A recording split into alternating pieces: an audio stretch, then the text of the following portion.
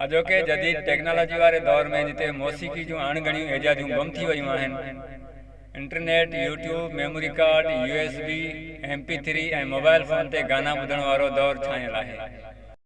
उते खानपुर महारवासी झूनो शख्स जानमोहन सुमरो अॼु बि पंहिंजे पुराणे मौसीकी वारे तिर्ज़ सां चाह रखे थो ऐं अटकल मुनी सदी पुराणो फोनो वटस मौजूद आहे जंहिंखे हिन साह में सांढे रखियो आहे।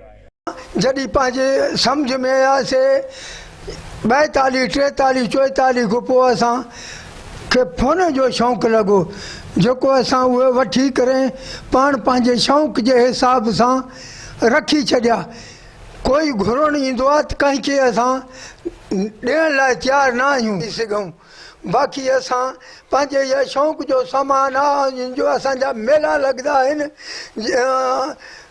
गढ़ी चाकर में या असांखे चवां नवाब शाह में वॾा वॾा असांजा मेला लॻंदा आहिनि, जेको हर हिकु शौक़ीन ॿ रिकॉर्ड खणी ईंदो आहे। पूरे पाकिस्तान जा माण्हू शाम खां वठी सुबुह सिज उभरदे ताईं उहे रिकॉर्ड माण्हुनि जा पूरा न थींदा आहिनि। ॿ रिकॉर्ड जी हर हिक खे मोकल हूंदी आहे। हर को ॿ रिकॉर्ड वॼाए, उन खां वधीक न।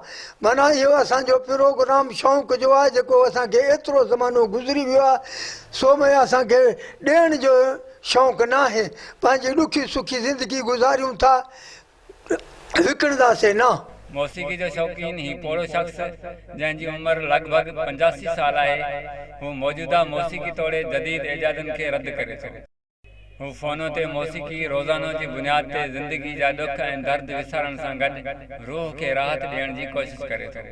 वटस मास्टर चंदर, भगत कंवर राम, सोनो खान बलोच, जुमन खान, माई भागी, माई जीवणी, नूरजान, लता, मुकेश ऐं ज़ोहरा बाई समेत सिंधी, उर्दू ऐं पंजाबी गाननि जा 800 खां वधीक नायाब क़िस्म जा रिकॉर्ड मौजूद आहिनि।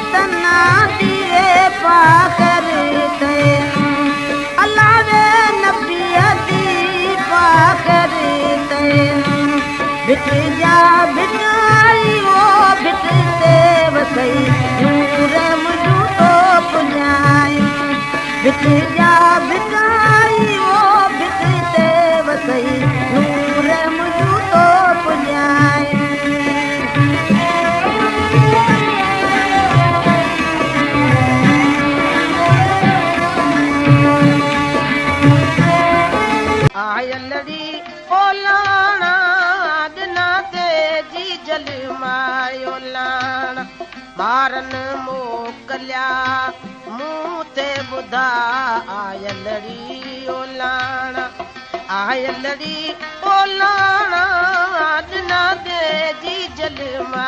चवंदा आहिनि त मौसीकी रूह जी ग़िज़ा हूंदी आहे। इन करे ज़रूरत इन ॻाल्हि जी आहे त मौजूदा दौर में जिते मौसीकी जे हवाले सां जदीद शयूं ईजाद कयूं पियूं वञनि, उते अवाइली दौर वारनि शयुनि खे बे महफ़ूज़ बनायो वञे, जीअं माज़ी जे यादनि खे ज़िंदा रखी सघिजे।